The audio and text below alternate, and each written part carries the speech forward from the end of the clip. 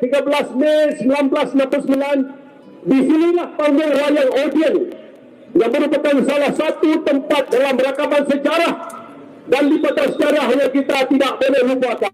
Melayu berdaulat, Islam hebat, daulat. Kita nak bagi tahu kepada seluruh bangsa Melayu, bangkit, sedarlah bahawa negara ini, sedarlah kita sedang menuju untuk berempat dalam negara kita sendiri.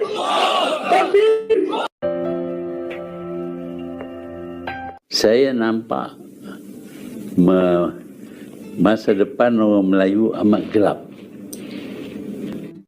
Tak dapat tidak, orang Cina akan menguasai negara kita dan tanah Melayu akan jadi tanah Cina. Sebenarnya waktu ini pun